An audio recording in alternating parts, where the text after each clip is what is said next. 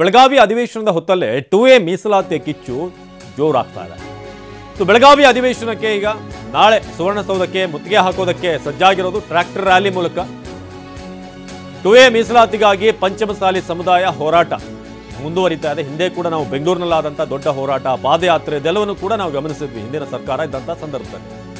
ಆದ್ರೆ ಈಗ ಪ್ರಸಕ್ತ ಸರ್ಕಾರಕ್ಕೂ ಕೂಡ ಈ ಹೋರಾಟದ ಬಿಸಿ ತಟ್ತಾ ಇದೆ. ಜಯಮೃತ್ಯುಂಜಯ ಶ್ರೀಗಳು ಅವರ ನೇತೃತ್ವದಲ್ಲಿ ಪಂಚಮಸಾಲಿ ಮೀಸಲಾತಿ ಹೋರಾಟಕ್ಕೆ ಶಾಕ್ ಕೊಟ್ಟಂತ ಸರ್ಕಾರ ಇಂದು ಮತ್ತು ನಾಳೆ ಹೋರಾಟದ ವಾಹನಗಳಿಗೆ ಪ್ರವೇಶವನ್ನು ನಿಷೇಧಿಸಲಾಗಿದೆ. ಟ್ರ್ಯಾಕ್ಟರ್, ಕ್ರೂಸರ್ ವಾಹನಗಳಿಗೆ ಬೆಳಗಾವಿ ಎಂಟ್ರಿಗೆ ನಿರ್ಬಂಧ ಹೇರಲಾಗಿದೆ. ನಿಷೇಧಾಜ್ಞೆ ಜಾರಿಗೊಳಿಸಿ ಡಿಸಿ ಮೊಹಮ್ಮದ್ ರೋಷನ್ ಆದೇಶವನ್ನು ಹೊರಡಿಸಿದ್ದಾರೆ.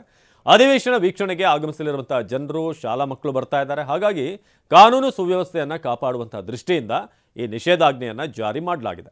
BNSS ಕಾಯ್ದೆಯ ಕಲಂ 163 ಅಡಿಯಲ್ಲಿ ನಿಷೇಧಾಜ್ಞೆ ಜಾರಿ ಮಾಡಲಾಗಿದೆ.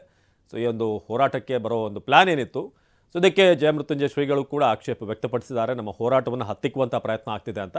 ಇಂದು ಮತ್ತು ನಾಳೆ ಈ ಹೋರಾಟದ ವಾಹನಗಳಿಗೆ ಯಾವುದೇ ಟ್ರ್ಯಾಕ್ಟರ್ಗಳನ್ನು, ಕ್ರೂಸರ್ಗಳನ್ನು ಬೆಳಗಾವಿ ಈ ಸುವರ್ಣಸೌಧ ಏನಿದೆ ಆ ಒಂದು ಪ್ರದೇಶಕ್ಕೆ ಎಂಟ್ರಿ ಇಲ್ಲ ಅಂತ ಬಹಳ ಸ್ಪಷ್ಟವಾಗಿ ಡಿಸಿ ಮೊಹಮ್ಮದ್ ರೋಷನ್ ಅವರು ಆದೇಶವನ್ನು ಹೊರಡಿಸಿದ್ದಾರೆ.